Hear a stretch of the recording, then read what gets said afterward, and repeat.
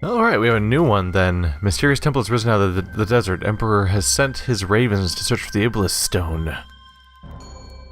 May contain the power to bring down the Empire. That's interesting.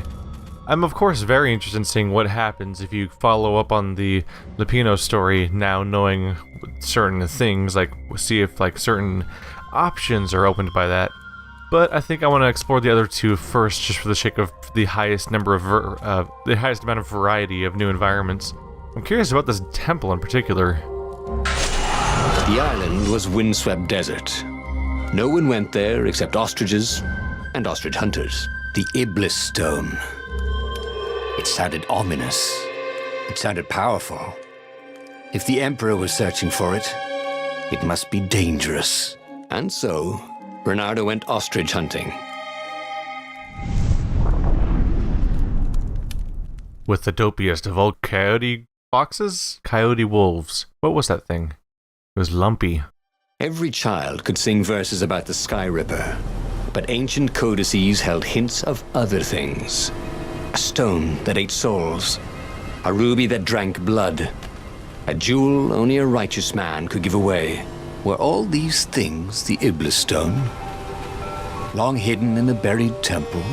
Another ancient item that was only resurfacing now? Drawn up from the deeps by the Emperor's horrific rituals? That ought to be enough for a proper sword, he thought? Yeah! An opportunity for an upgrade, it looks like. Alright, so we're searching for the Iblis Stone, and this is definitely a completely different looking area. We're off to a good start. Hello. Supplies. It's almost like this is a nice place to hide things, because no one wants to go wandering through the desert. Game's still running smoothly, even with a particle effect running over the screen.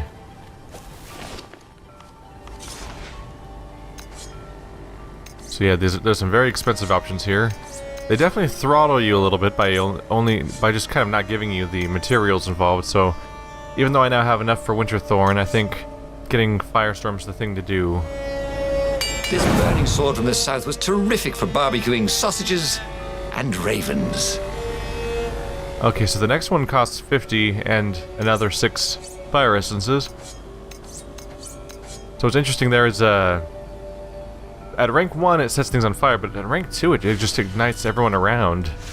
That sounds pretty fun to me, the idea of a fire explosion I trigger. Because right now it's just I have a fire swing basically. But I'm very interested in how it looks when you do the full trigger. So I'm curious, this seems like it would be a completely divorced story from what I did previously. Because we're not seeking that woman at all, we're not going after Lupino. So if there's any characters in this one, I'd expect them to be completely different people. Reynardo distrusted doors that opened automatically, especially after being buried for millennia. Was this some sort of trap? Well, not a lot of options, so I guess we're gonna find out. Maybe. I'm digging the complete different aesthetic for a lot of this stuff. Hi! Burn! Burn, birdies! How's that feel, being on fire? Yeah, let's see how that shield... Oh, nope! Shield still works just fine against being lit on fire, as it turns out. Haha! Ow. Sneaky, sneaky. I see you. You're not catching me this way. Nope. It's very handy when they actually take the time to attack me, because then I get the quick execution. Reynardo had learned the ravens were already here. Cawing in frustration, they were still searching for a way in. Good. And he hadn't come too late. So we've traded a love interest for a MacGuffin, and we'll see how this plays out in the story. Definitely gonna want... Yeah, we'll want to level up. We have, 2 points to spend. Nice. Even higher movement speed is very tempting. Maximum stamina, also tempting, for more teleports. Health wouldn't hurt either, 25% increase. Here we can increase the damage of counters. I had perfectly timed attacks, cause combos. The next one is attack enemies at any distance. Auto activates when reaching certain combo threshold. Ooh, the perfect strike. True sword foo. I haven't really remarked on that, but I find it really amusing that they call their combat style sword fu. Hooking a shield-wielding enemy will rip away the shield even if... Oh! Well, I'm buying that. He'd always wanted to do that. Fantastic. I don't have to throw people into their shields anymore. I can just hook it off. Target enemy with a dash to move through him and cause damage. Does not work on shield enemies. So you can dash through enemies to do damage. Those are more compelling than getting a little more speed, for example. Impale your enemy with your sword when you grab him to cause damage. Also nice. Attack reflexes. Slow down time after a successful attack until your next action. Tactical mode of combat like a true master. Huh. Not sure what to make of that one entirely, but I really want the one where I can dash through people. It's not a lot of damage, but I like the idea of trying it. It's a cool upgrades tree. I find myself wanting every single damn upgrade there, which is always a good sign. Hi, friends. So let's test this one out, huh? Oh, I heard him just now. Can I borrow that? Yep, there goes his shield, just like that. That's fantastic. That was the one thing that was kind of dragging combat a little bit, was the awkward moment of, okay, I gotta try to grab someone real quick so I can, for the specific purpose of trying to take care of a shield guy. So now I've got a trick for that. Alright, I could use some hit points. Thankfully, I've got a trick for that. Aha!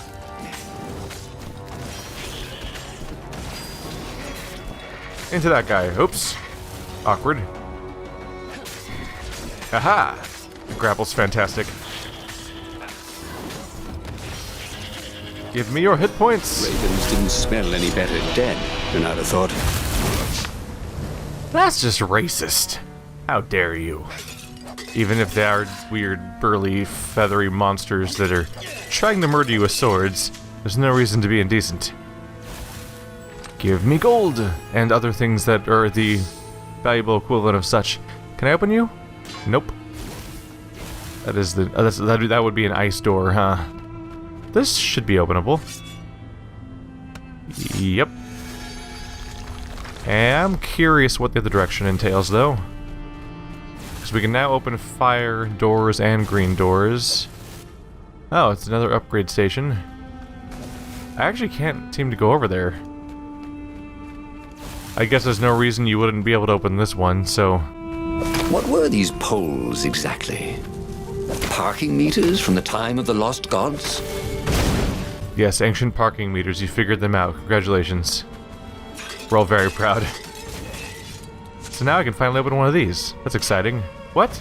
Oh, right, I have to switch it. What? Oh, you have to charge up the sword to do it. Okay. So you use some energy to fire up your sword, and then it'll open for you. Interesting. Ooh, essences. Sweet! A gem! All he needed now was a workbench, and he could slot it into his gauntlet. Awesome. So we got energy on kill. That'll be good. Just need to find our way to a workbench.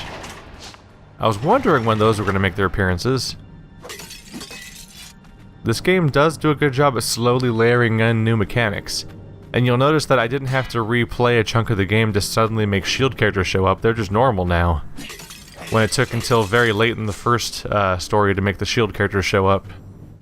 How we doing on this? About halfway. Yeah, gems are at the blacksmith location.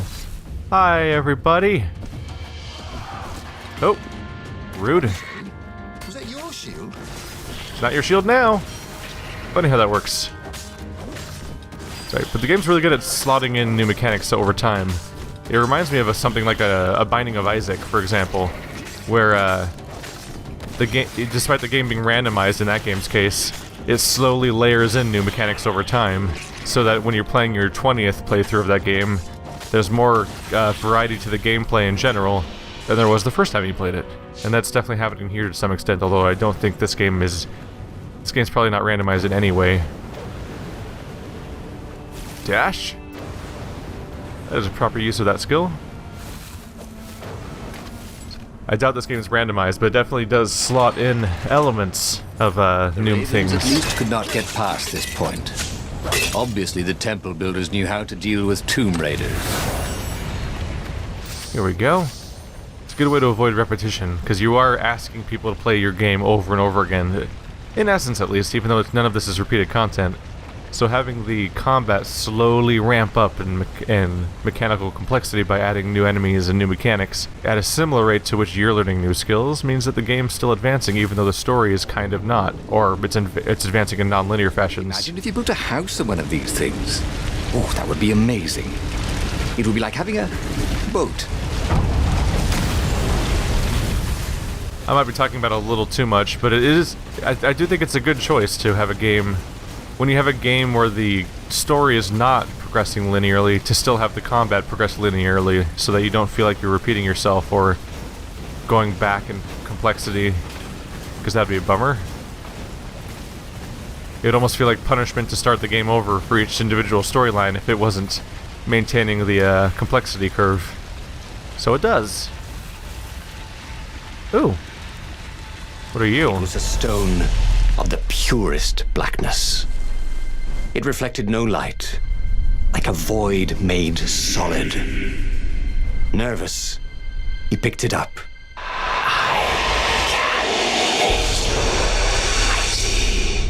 Who said that? It was the stone. Eager, thirsty.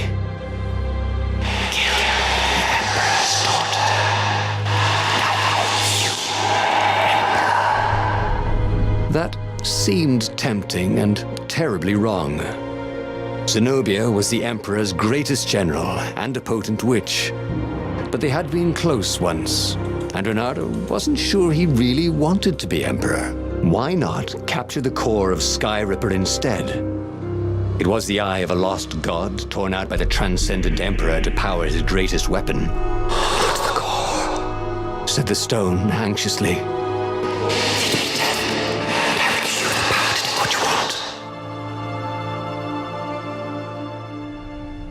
It is it's definitely tempting to just give into the power and just see what happens, because of course I'm curious, but I'm also curious about what looks like. I feel like this might be in danger of looping back into the old levels we've already played, which I'll probably get to at some point in various alternate storylines, but I'm really curious about something that's completely new to me, on top of everything else. Even without the armature, the core had power. The Iblis Stone, it promised great power in exchange for the blood of Zenobia, who was once close to Reynardo. But could Reynardo really kill Zenobia, even if she was the Emperor's greatest general? Maybe Reynardo could instead get the Skyripper's core. The Iblis Stone did not seem to like the idea at all, but was it afraid of the power of the core? The stone bothered him. He hated being told what to do. Wasn't that why he joined the rebellion? Wasn't that why he'd refused to be a soldier? He'd agreed to come on board only if he could freelance. The stone felt a bit clingy. The sage Calaveras had told him where to find the Skyripper, a weapon capable of challenging the gods. Even without its armature, the core would still possess great power. He would go there.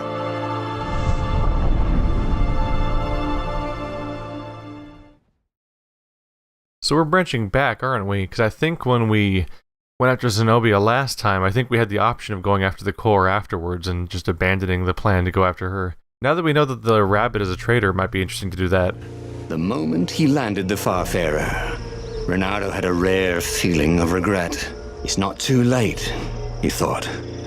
He could turn around and sail for Zenobia's island. He frowned. Wait a minute. He didn't want to kill Zenobia, did he? Sure, technically she was the enemy, but they'd been at Sword Fu School together. They'd never been lovers, but somehow they'd been closer. She'd told him every secret about herself, except the biggest one, that she was the Emperor's daughter. No, kill Zenobia, whispered the stone, before it's too late. There's a darkness there. I wouldn't be surprised if I can't even escape the stone right now. He wished there were more pylons he could use the hook on. They really needed to construct additional pylons. Oh my god, you slipped in the StarCraft reference just in the middle of this. Was that necessary, sir? So, at this point I think we're, like, we're just corrupted. We could be compromised from this point on, really. Where it's hard to trust any decision that this character makes from this point on. Oh, hello. Good thing I didn't jump in that right away. There's a very real concern. No sense collecting more materials. It was time to make something pointy. Like, I'm in danger of hurting anyone I care about at this point. It's not a good sign. I've got the one ring, essentially, and it's promising me power, but at what cost? I'm wondering what's going to be left of our humanity at the end of this little 5-episode series. If it goes... I say 5 episodes based on the duration of the previous storyline. Certainly makes the stories easier to navigate from a development standpoint if they're similar length, but could be wrong about that too. There was something sour in the air. Like the earth had ruptured over something that had been fermenting for a very long time. Interestingly, this level's showering me with upgrade items, but we haven't actually fought anything yet. I wonder if anything even lives here, or if it really is just a walk in the park. Beautiful, by the way, as usual. Oh my, look at that, my vision's foggy. There's a texture over the whole screen that you can see over everything. I wonder if that's just part of the level, or if it's part of the corruption. Hi! Nice to meet you. Uh-oh. Being pursued. You can't get away from me. Yeah. If only he had a portal onto the Emperor's ship, this would be a short war. That would make things easy. Also, immediately satisfying to just charge through people like this. It stuns them and makes their eyes glow. Jaha! It also seems to set me up for a backstab, which seems to make it so that they fall over and get wiped out more quickly. Maybe not. I might be imagining that part. They're definitely going down easy now. The stone hadn't lied about what it could do for him. With each raven he cut down, he felt a jolt of power flowing into his arm. "You're weak," whispered the stone. "The core will kill you." "Are you afraid of it?" Don't be ridiculous. It chuckled. But it's unstable. It will poison you if someone doesn't carry it. And if you try to use it, it will explode catastrophically. Reynardo did not trust rocks that talked in his head. He went onwards. Yeah, we have reason not to believe in it. Oh, agonizingly close on the experience bar. Alright. We have plenty of reason not to think that it's...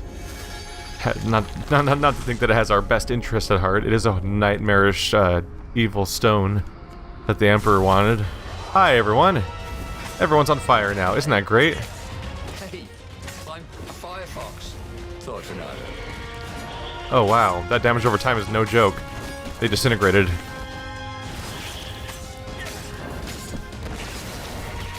Hey, you guys like my new fire sword, huh? I think it's rather smashing. Oops. Gonna have to ask for that shield back. We have history. You wouldn't understand. Bye. Alright, backtracking time. Please? Oh no, am I blocked? Aw. I was gonna go spend my experience. We'll find another one soon enough, probably. Oh. I share his distrust in doors that open automatically. As he approached the core, the stone became hysterical. No, it's too much power. We will rip a hole in space and time. He had a sudden vision of plunging his gauntlet into the core and dying in anguish. That wasn't his vision, was it? The stone had sent him its darkest fears, hadn't it? He had a sudden impulse to do exactly that. He raised his right fist and plunged it into the core. There was a rush of light. He thought he could hear the stone screaming. And then he passed out. When Reynardo came to, the core was gone. But the Iblis Stone was no longer black, but glowing with a blue light. And it was silent. "I can't hear you," he sang out, and "You!" It didn't answer. Ha, he said. He had defeated the demonic gem with the power of his mind. He felt invincible. It was time to attack the Imperial outpost on the Nexus. Take the battle to the enemy. But among the huge crystals, there was also an observatory. A wise man would probably ask the scientists exactly what he had first. How wise was he? It's a good idea. We should find out how this thing works after all. Here's the big concern, and it might be because of me watching too much sci-fi and fantasy stuff, but what if we don't hear the stone anymore? Like, the implication here is that the stone was purified, and we're all better now, and we've defeated it, and we are so smart and powerful, yay. That seems so perfect, though. What if the stone has absolutely corrupted us? What if we can't hear it anymore because it is our thoughts? What if we're too far gone? It'd be hard to tell. It never hurts to ask for advice. You can always ignore it. Versus take the battle to the enemy. Reynardo was able to silence the Iblis Stone using the Skyripper Core, yet the power it gave him was intact. It would be wise to understand what he had done. The scientists at the Nexus could have answers. What was it about not looking a gift to the horse in the mouth? Maybe it was time to use this power to turn the tides. Destroying the enemy outpost on the Nexus would be a great first step. No, I want to know what this is before I blow myself up with it. As the Farfarer made its way toward the Nexus, Reynardo could see tiny sparks in the blackness that was the Iblis Stone, as if somewhere within it, the core was still spitting out energy, which the Iblis Stone sucked in hungrily. You'd think the stone would want this kind of power, wouldn't it? Thought Reynardo. Well, the scientists would explain it all. This is where we find out that it's sucking in infinite energy and that we have doomed the world.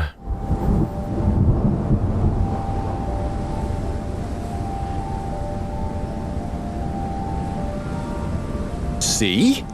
He'd trusted his gut, and it had worked out. That's what it meant to be a hero. To ignore the naysayers and the oddmakers and do what you knew was right and have it turn out to be the right thing. Well, he wasn't worried. Once he got to the observatory, the scientist toads could explain it. Then he could carry the war into the enemy's camp and destroy them all. Oh dear, he was getting a little bloodthirsty, wasn't he? Oh no. You see that little hint of corruption we're hearing about? There's an interesting little contradiction here. We've faltered a bit in our single-mindedness, which isn't necessarily good or bad, it's just we've changed a little bit. In our previous playthrough of the story, we actually got called out by the game for being someone who follows their heart above all else. As that was the thing I consistently did, as I kept trying to help my friends and people that I knew from my childhood the entire playthrough. But this time, I've contradicted a little bit because I started off exclusively doing exactly what I wanted to do and ignoring outside information because that thing was telling me to do something else. It's like, no, I'm trusting my gut here. But now, instead of just being confident and pushing forward, we're faltering a little bit in that we're suddenly looking for outside information. The context is different, of course, which is the people we're seeking it from are probably more trustworthy than a horrifying demon stone, but, you know. Shouldn't get impatient. He needed to take the time to figure out what all his experience had brought him. It's like what I was implying. It's not necessarily bad, it's just different. We've become, in this playthrough, we're less single-minded than we were in the last approach. Increased stamina, run faster, more health, grab damage, attack reflexes. Kind of curious what attack reflex feels like. And dash damage is also kind of encouraging. But you know what? Let's get some hit points. Come in handy in a pinch. Because I keep not increasing my hit points, and it's probably a decent time to just go ahead and grab that already. It's a 25% bonus. It's no small thing. So where's the next blacksmith station? Oh, hello. I should really install that new gem, which I think I passed up on an opportunity to install before. I may have skipped on that a little bit. Oops. I meant to dash past that. Mistakes were made. There's a lot of these guys. Excuse me, can you all wait your turn? Please? There we go. None of that, please. Back off. Everybody wants one. For a moment, Reynardo wished that somebody had been watching. Oh, he wants to show Reynardo off. had never felt better in his life. Normally, a battle would wear him down and he would need a night's sleep. Now he felt like he could go all night and all day. He felt like people were cheering him on, and he could practically hear their applause as he slew one raven after another. Oh, he is getting into this? We should probably be a little worried. I can't warp over there because there's nothing to grab to. Yeah, we should probably be a little worried. It was always a rush. His little corruption. He's very excited about his power. He wants people to respect him and worship him and recognize how great he is now. That's a dangerous pattern.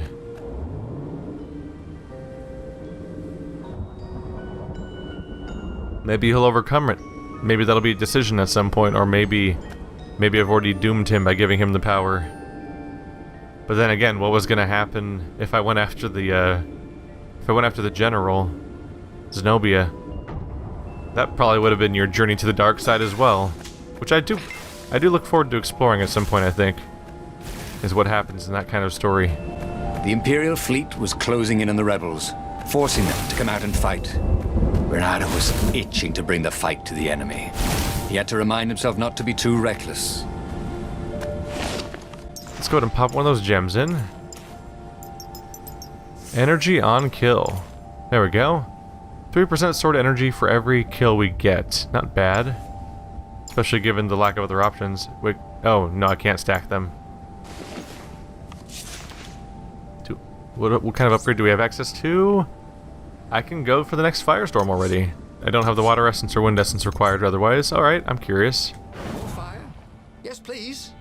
I would like to see a fiery explosion happen during combat. We'll give that a test in the next clash. Yes, I do realize the fact that I'm expressing the same sentiment as my potentially corrupted friend here. But what does that do? Ooh! A little bit of a platforming... slight bit of puzzle platforming element here. Pretty straightforward, just flip it to the side that you're in danger of at the moment. Although these may overlap a bit. Oh, careful. Use that shield. Oh. No. Use the switch. Oh, that was close. The closest of close. Hi guys, don't mind me. Some people were just liable to explode if you upset them. Oh. This feels like a trap when I have my new fire weapon. Watch out for explosive ravens. When hit or thrown, they will explode after a few seconds. Use them to your advantage. Okay, yeah, maybe I can bait them into the middle of a group. Hello, friend. Here it comes. Oh, crap. That was a mistake. I did not mean to teleport directly into him. How's my explosion look? Does everyone in this circle get lit on fire? I'm not sure. I should probably go for some hit points, though. Ooh! Yep, kind of let that happen, didn't I? You know what? I don't appreciate your company, weird fire spirit creature. Alright. The leeching has occurred. Back to fire. Oh! He almost got me. I should be counterattacking that, but instead I just sort of... Oh! Yeah, there's definitely moments where it helps to dodge instead. Because the sheer number of them can be a problem. Hello, friend. Oh yeah, dodging through them is the easy way to set them off. Handy. Alright. Not much going on around here. The game likes its frequent treasure chests, but I'm not going to complain because they're at least worth something. It wasn't his fault.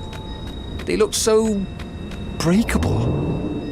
A lot of RPGs love to shower you with constant chests, but often the contents are totally worthless to you unless you really want to spend a lot of time selling things. So at least so far, this stuff seems to be in direct service of the upgrade system. It's confined so that it doesn't feel like a waste of time to open chests. It feels like a nice little reward. Anything around here? Just some abandoned tents? Should I be worried?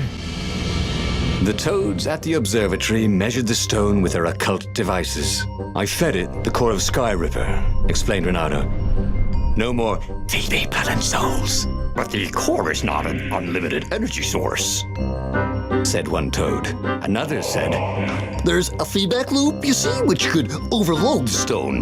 The stone doesn't actually feed on souls, claimed a third, but on pain of killing another sentient being. If you can truly be at peace with yourself, it would not overload.